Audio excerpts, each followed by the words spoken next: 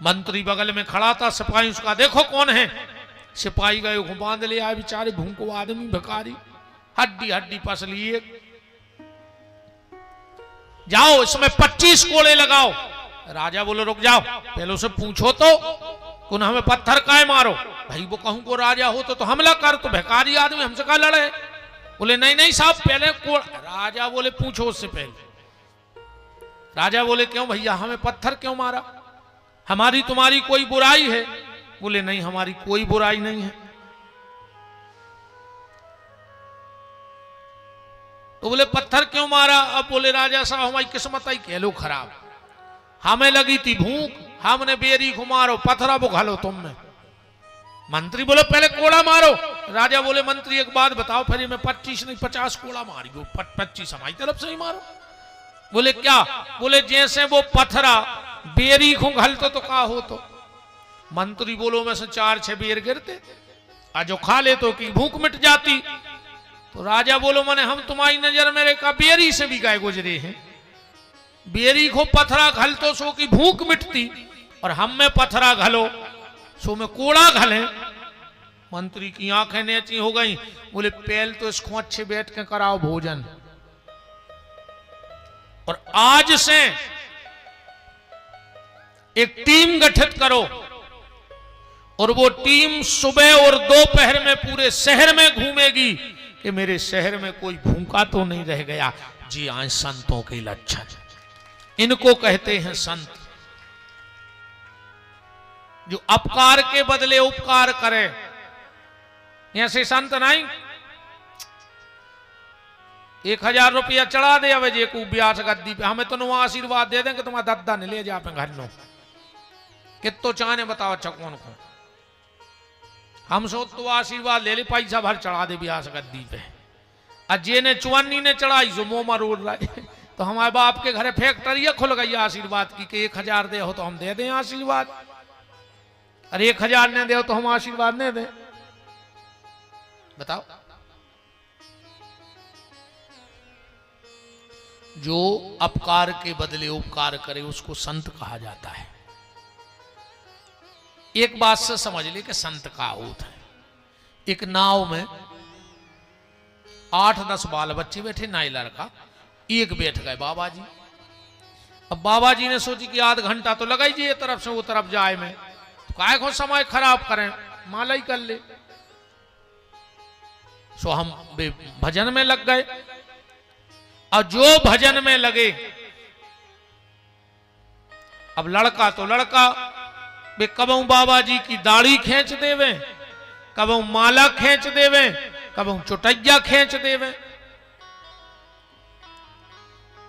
बहुत देर हो गई पर बाबा जी टस से मस नहीं भाई, बाबा जी टस से मस नहीं भाई अपनी जगह से। बहुत देर हो गई तो भगवान ध्यान में आ गए।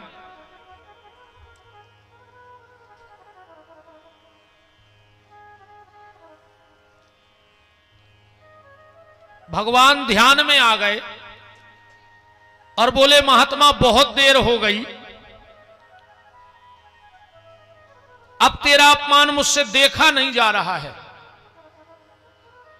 तू कहे तो नाव पलटा दूं, तुझे बचाने की गारंटी मेरी है, तुझे कुछ नहीं होगा। भगवान ने जब इतना कहा तो महात्मा हाथ जोड़ के बोले कि कर तुम अकर तुम अन्यथा कर तुम। जब तुम सब कुछ करने में समर्थ हो तो भगवान नाव पलटावे की जरूरत का है। बोले फिर, बोले इन बाल बच्चों की मति पलटा दे कि जी हमें परेशान न करें। जब तुम नाव पलटा सका तो मति पलटा दो। तो प्रथम भगत संतन कर संगा, ऐसे संतों का संग। और फिर जब ऐसे भजनानंदियों का संग जीवन में हो जाएगा तो जो सूरदास जी कहते थे कि सूरदास या कारी कमरी पे चढ़े न दूजो रंग, हाँ फिर दूसरा रंग नहीं चढ़ पाएगा। अगर सच्चे महात्मा से जुड़ जाओगे तो फिर ये रंग तो कोई उतार ही नहीं सकता जो भक्ति का रंग है।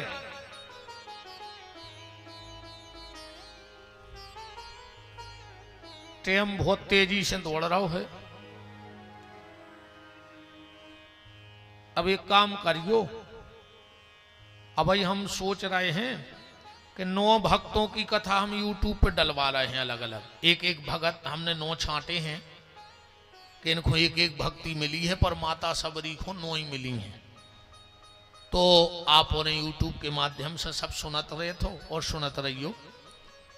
आज इस कथा के पावन शुभ अवसर पर हमारे प्रिय अनुज जो राम कथा, श्रीमद् भागवत और शिव महापुराण के अच्छे वक्ता हैं, और खुशी ये है कि बुंदेली परंपरा को ही आगे बढ़ा रहे हैं। ऐसे हमारे छोटे भाई स्वामी श्री नवीन बिहारी जी जो हमारे साथ कंधे से कंधा मिलाकर गौ सेवा में भी हमारा पूरा साथ दे रहे हैं। और भाई वही अच्छा है जो धर्म में साथ दे। तो बहुत बहुत व्यास गद्दी से उनके लिए खूब खूब शुभ आशीर्वाद है। ऐसे ही भगवान अपनी कृपा करुणा निरंतर ऊपर बरसाए रखें और निस्वार्थ भाव से भगवान के मंगलमय चरित्रों का गान वाणी से होता रहे। हम तो कई बार कह चुके हैं कि भगवान हम दोनों को जीवन तब तक देना जब तक इस वाणी में राम कथा का रस रहे, और जिस दिन राम कथा का रस चला जाए उस दिन फिर जीवन क्या जीना, क्या जीना फिर बताओ। सांप जैसी आयु मिले किस काम की?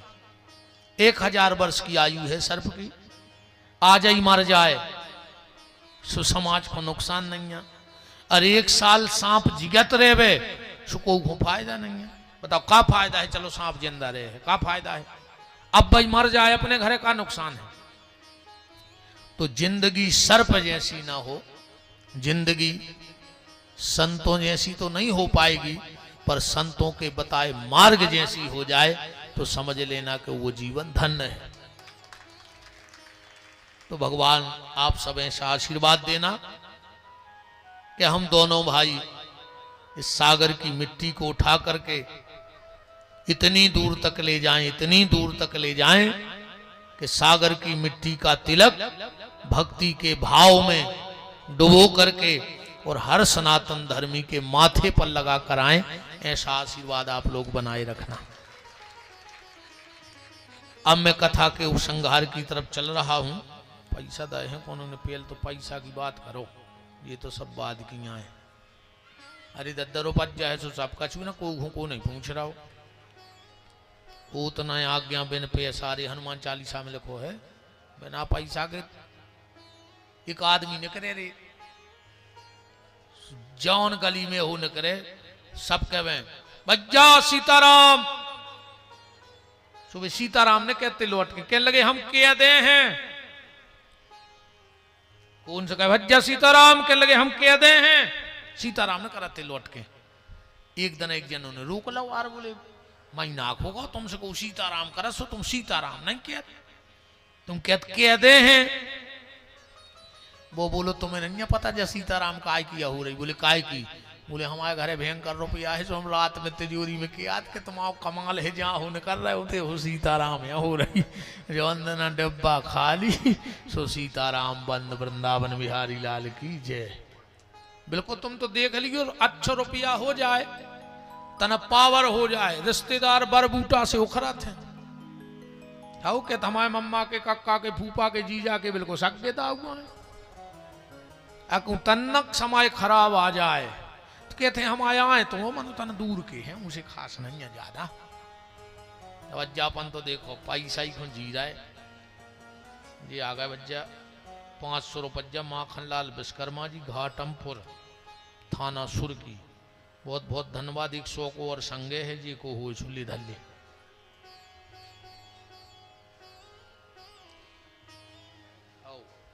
और दे दे भज्जा जी जी खुदे ने हुए। अच्छे में नाम नहीं लिखे, कहाँ लिखे? चलो जी भाई सुर जाता रहे, जो पैसा पैसा में दे दी पर्चा तो मन धरे ना, कहा करना कागजों को। कथा के उपसंहार की तरफ चलते हैं। भगवान सबरी के यहां से निकले हैं पंपापुर की तरफ और आगे चल के अब जल्दी जल्दी कथा कर लीजिए। मैडम में लगाई, मैडम मतलब सूप न खा। अब को देवी तो कह नहीं जाई, कई नहीं जा सकत के काय हो काय हम देवी ना कटू है ना कटवात फिर रही देवी आए बा तो मैडम या मैडम। हाँ जो तो अपने ते को देखो भारत की बात, अपने ते माता हूं कही जाते देवी, वो तो कही जाते लेडी। बताओ अच्छा अपने ते देवी कही जात बहन जी हरों को। तुम्हारों के संग एक आध देवता लिखो, को के संग के फलाने सिंह देवता, एक आध जने हाथ उठा दे अगर कोनो देवता लिखत हो पीछे। इनमें मानो इतनी देवी न करे कमला देवी में हाउ ले आओ ना तुरे पांव पर है ले आओ हाउ हाउ बिना ले दे धरत जा और दे दे भज्जे जी खुद ने हो चुके। अरे का कर हो पैसों का हम नोदनासन जई तो कह रहे कि माया छोड़ो का जब तो हमें मिले आज अब तुम पकड़े रहे हो हम का ले जाए दादा इसे क्या तुम माया छोड़ो हमें दे दियो सब।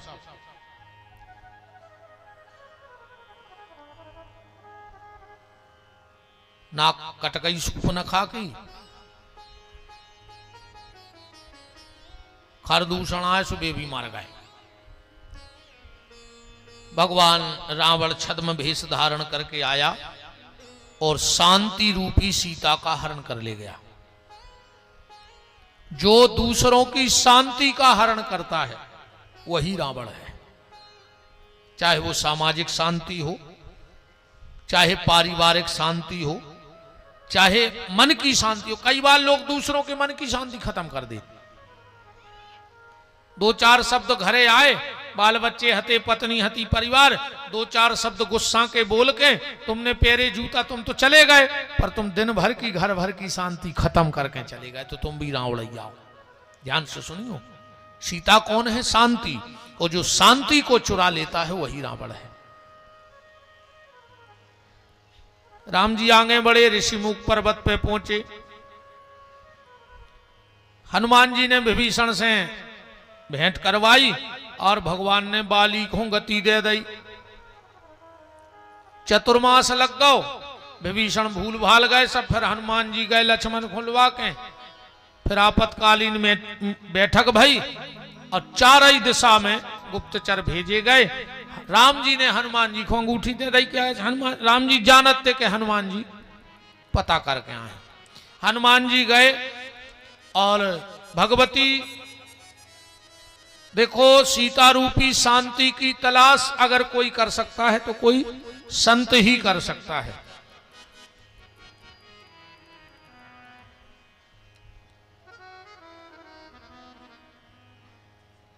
श्री नवल सैनी जी, लच्छू चौराहा सागर, 1100 रुपया भंडारे के लिए और 5100 रुपया गौ माता के चारे के लाने और 1120 रुपया अनु नामदेव, शायद गुल्लक के हुए।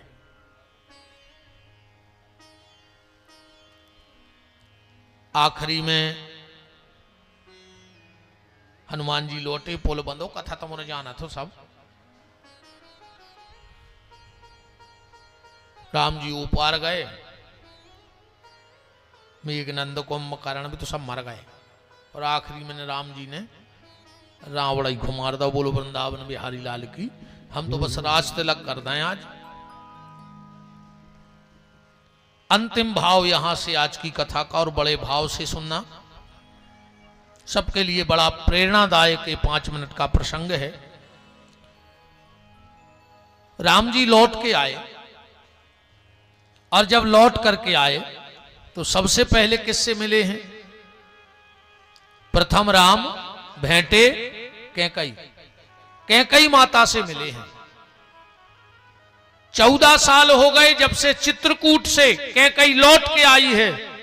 कैकई ने नजर उठा के नहीं देखा किसी को। किसी ने कैकई से पूछा, कैकई तुम किसी को देखती क्यों नहीं हो? नीची नजरें करके क्यों रोती हो? कैकई बोली, जिसको जाते हुए देखा है, अब नजर उस दिन उठेगी जब वो आते हुए देखेगा। मैंने राम को जाते हुए देखा है तो राम को आते हुए ही देखूंगी। जगत के रंग क्या देखूं, तेरा दीदार काफी है। अब किसी को नहीं देखना। और कैकई ने कहा, मैं वो अभागिन हूं जिसको मैंने सबसे ज्यादा चाहा, उसने मुझे छोड़ दिया। भरत को बहुत चाहा कैकई ने, तो भरत ने कैकई को छोड़ दिया। मैंने जिसको सबसे ज्यादा चाहा उसने मुझे छोड़ दिया, और जिसने मुझे सबसे ज्यादा चाहा उसको मैंने छोड़ दिया। राम से ज्यादा मुझे किसी ने प्रेम नहीं किया तो मैंने राम को छोड़ दिया। पर जब आज राम जी पधारे तो प्रथम राम भेंटे कैकई, चरणों में प्रणाम किया। कैकई ने धीरे से ऊपर को नजर उठाई है। आ गए राघव। हां मां, तुम्हारा राम लौट कर आ गया, अधर्म रूपी रावण का अंत करके। कैकई ने कहा, राघव मुझे मां मत कहो, मैं दुनिया की सबसे बड़ी पापिन हूं, मुझे मां मत कहो। राम ने कहा, मां कौन कहता है कि मेरी मां पापिन है? कैकई ने कहा, राम पूरी दुनिया कहती है कि तेरी मां पापिन है। राम, ऐसा संसार का कहना है। राम ने कहा, तो सुनो मां, आज ये राम घोषणा करता है कि जो भी मेरी मां कैकई को पापिन कहेगा वो दुनिया में सबसे बड़ा बैरी अगर किसी का होगा तो राम का होगा। कैकई ने कहा, बेटा ये तेरे भाव अच्छे हैं, पर मैं तो पापिन हूं। राम ने कहा, नहीं मां, मेरे पास ऐसा प्रमाण है कि दुनिया में कोई ये नहीं कह सकता कि कैकई पापिन है। कैकई ने कहा, राम क्या प्रमाण है तेरे पास ऐसा कि तू दुनिया की सबसे बड़ी पुण्यात्मा मैं हूं? और राम का जवाब सुनना दिल को छू जाए तो बताना। राम कहते हैं, मां तू दुनिया की सबसे बड़ी पुण्यात्मा है, इसलिए किस लिए? क्योंकि तेरी कूख में भरत जैसे संत का जन्म हुआ है, और जो भरत जैसे संत को जन्म देगी वो मां पापिन हो ही नहीं सकती। अरे करोड़ों जन्म के पुण्यों का उदय होता है जब भरत जैसा संत किसी मां की कूख में पलता है। राम ने कैकई ने कहा, राम तो तू मुझसे नाराज नहीं है? अरे मां, प्रश्न ही नहीं उठता। अपनी मां से कोई नाराज हो जाए ये प्रश्न ही नहीं उठता।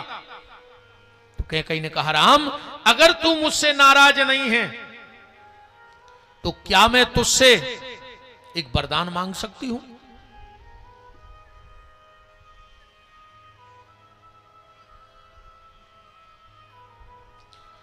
क्या मैं तुझसे एक वरदान मांग सकती हूं?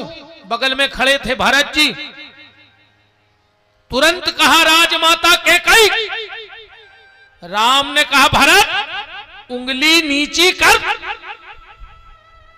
मैं 14 साल के लिए अयोध्या छोड़ के क्या चला गया, मेरे घर की सारी मान मर्यादा तूने मिटा दी। भरत जी तो चरणों में गिर पड़े, बोले भैया कितना बड़ा कलंक लगा दिया आपने। हां भरत, मुझे तुझसे उम्मीद नहीं थी। मैंने तो सोचा था जब लौट के जाऊंगा तो बहुत कुछ अच्छा मिलेगा, पर जब मैं आया तो तूने तो सारी मान मर्यादा का खंडन कर दिया। भरत ने कहा, मुझसे गलती क्या हो गई? राम ने कहा, भरत शायद तुझे पता हो कि रघुवंश का एक नियम है कि जब दो बड़े बात कर रहे हो तो छोटों को बोलने का अधिकार हमारे परिवार में नहीं है। मैं आप सबसे बहनों से निवेदन करना चाहता हूं, अगर कभी भाई भाई में झगड़ा हो तो तुम लोग बीच में मत बोलना, क्योंकि जिसके घर में भाई भाई में झगड़ा होता है वो झगड़ा तो मिट जाता है, पर जिस दिन भीतर वाली चौखट लांग के बाहर आ जाती है उस घर का सम्मान रोडों पर नीलाम हो जाया करता है। इसलिए कभी भाई भाई लड़े तो तुम लोग बीच में मत बोलना। वो भाई भाई हैं, लड़ेंगे, एक हो जाएंगे, पर तुम बीच में मत बोलना। कभी अपने बच्चों को अधिकार मत देना ये कि तुम भाई भाई में झगड़ा हो और तुम्हारे बच्चे बीच में कूद के आ जाएं। राम ने कहा, यहां का नियम है। भरत ने कहा, भैया गलती हो गई, राम ने कहा मां मांगो क्या चाहती हो, आज ये राम देने को तैयार है। पूरी अयोध्या कप गई कि 14 साल पहले वरदान मांगा था तो राम आज लौटे। वो पूरी अयोध्या ये बात जानती है कि अगर कैकेयी ने एक बार कह दिया कि राम लौट जाओ तो राम अब भी लौट जाएंगे, फिर कोई मना नहीं पाएगा। राम ने कहा मांगो मां, तेरा ये बेटा राम देने को तैयार है। कैकेयी ने आंखों में आंसू भर के कहा राम, अगर बेटा कुछ वरदान देना ही चाहते हो तो एक वरदान दे दो। बोले क्या? इस भरत से मुझे एक बार मां कहलवा दे बस। 14 साल हो गए इस भरत ने मुझसे मां नहीं कहा है। जब भी मेरे पास आता है तो कहता है राजमाता कैकेयी। राम ऐसा लगता है जैसे किसी ने गरम भाला करके मेरी छाती में ठोक दिया हो। राम एक बार इससे मां कहलवा दे। राम ने कहा मैं बात करता हूं। पास में गए, बोले भरत मेरे भाई, अगर मैं तुझसे कुछ मांगूं तो मिलेगा? भरत ने कहा सब आपका है भैया, कह के तो देखो। सोच लो भरत, देना पड़ेगा। भरत ने कहा दिया। राम ने कहा तो मांगे। भरत जी बोले रुक जाओ, आप जो कहोगे मुझे मंजूर है, पर अगर आप भी कहोगे कि इस कैकेयी को मां कह दो तो मैं मां नहीं कहूंगा। कैकेयी ने कहा बस राम, इसने मुझसे भली मां नहीं कहा, पर इसके मुंह से मां शब्द निकल गया। मुझे तो मां शब्द सुनना था कि ये मां कहता कैसे है। इसने मुझसे बिल्कुल मां नहीं कहा, पर इसके मुंह से मां शब्द निकल गया। मेरे लिए यही बहुत बड़े भाग्य की बात है। वशिष्ठ जी आए, बोले राघव ये बलकल उतारो, अब तुम्हें राजा बनना है। राम ने कहा गुरुदेव मुझसे सबने सब मांगा, पर मैंने आज तक किसी से कुछ नहीं मांगा। क्या मेरी एक इच्छा पूरी होगी अयोध्या में? वशिष्ठ ने कहा राघव कह के देखो, मेरे हाथ में होगा तो होगी। तो गुरुदेव मेरे बलकल वस्त्र निकाले जाएं, मेरी जटाएं सुलझाई जाएं, उसके पहले मेरी इच्छा है कि मेरे भैया भरत की जटाएं सुलझाई जाएं, उसके बलकल वस्त्र, और वो भी मैं अपने हाथ से सुलझाऊं। वशिष्ठ ने कहा लगता नहीं कि राम मानेगा। भरत के पास गए, बोले भरत भैया की इच्छा है राम जी की कि वो तुम्हारी जटाएं सुलझाओ चाहत। भरत जी बोले हमें मंजूर है, पर हमारी भी एक शर्त है, जब भैया हमारी जटाएं सुलझाएं तो पूरी अयोध्या देखे, कमरा मैंने हुज्जे जो काम। वशिष्ठ जी ने राम जी से कहा, राम जी बोले पूरी दुनिया देख ले, हमें क्या दिक्कत है। आज बीच चौक में अयोध्या के एक मंच बनाई गई जिस पे भरत जी बैठे हैं और राम जी भरत की एक एक जटा सुलझा रहे हैं, एक एक जटा सुलझा रहे हैं। भरत से किसी ने कहा भरत तुम्हें शर्म नहीं लगी, तुम राम जी से जटाएं सुलझवा रहे? और भरत का जवाब सुनना। भरत ने कहा सुनो, जटाएं माने जटिलताएं, जीवन की जटिलताएं व्यक्ति अपने सिर पे रख तो सकता है पर सुलझा नहीं सकता। सुलझाने का काम तो उस परमात्मा का ही है। कोई जीवन की जटिलता नहीं सुलझा सकता। आदमी कहते ना भैया सो कर दें, अरे तुम कुछ नहीं कर पे हो, तुम दुनिया के भरोसे न रहो, तुम्हारी जो भीतर सांस है वह तुम्हारी नहीं है, तुम कौन के चक्कर में फंस गए। तुम घर की नारी के चक्कर में हो तो हाथ की नारी भी तुम्हारा संग छोड़ दे, हाथ की नारी भी संग छोड़ दे, घर की नारी का संग दे। भीतर की सांस तुम्हारी नहीं है, तुम बाहर की दुनिया को अपना बनाना चाहते हो। उस संसार पे भरोसा जब करना जब तुम्हें रघुनाथ जी पे भरोसा ना हो। हाँ, ये दुनिया पे भरोसा जब ही राखियो जब तुम भगवान से भरोसा टूट गओ हो। अगर तुम भगवान पे भरोसा हो तो फिर कोई को भरोसा न करियो। हाँ, भगवान पे भरोसा हो, कोई के भरोसे की आवश्यकता नहीं है। और भरत ने कहा मैं इसलिए अयोध्या के चौक में आया जटा सुलझवाने, क्योंकि इनको केस कहा जाता है। क्या कहा जाता है? बालों को केस। भरत जी बोले मैं संसार के हर भाई को यह बात बताना चाहता हूं कि सगा भाई वो नहीं है जो भाई को केस में उलझा देवे, सगा भाई तो वो है जो भाई के केस सुलझा देवे। आज आप कचहरी चले जाओ, अगर आज 10 सुनवाई भई हुई हैं तो में 7 सुनवाई भैया भैया की हुई हैं। अगर सागर की कचहरी में 1000 केस चल रहे हुई हैं तो में 900 केस परिवारों के हुई हैं, कुटुंबियों के हुई हैं। तो भाई वो नहीं जो भाई को केस में उलझावे, भाई तो वो है जो भाई के केस सुलझावे। और बिल्कुल सीधी सीधी सुन लो हमारी तो, अगर तुम सगे भज्जा के नैया तो तुम को के नहीं हो सकत, तुम बहुदद्दा के नैया तो तुम को के नहीं हो सकत। जब बात लिख लियो, जो 9 महीना मताई के पेट में रह के वो को नहीं हो रहा वार वो अपनों का हो जाए। जो ये कूख में रह के सगे भज्जा को नहीं हो रहा वो एक सागर में रह के तुम आओ का हो जाए तो विचार कर ही रही हो। जो अपने भैया को धोखा दे सकत है वो तुम्हें कभी भी गड़वा दे और मरवा दे, बिल्कुल भरोसा करेगी ऐसे नीचों पे।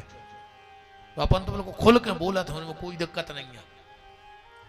शुद्ध नीचे आए वे जो सगे भज्जा से बोलत नहीं हुए,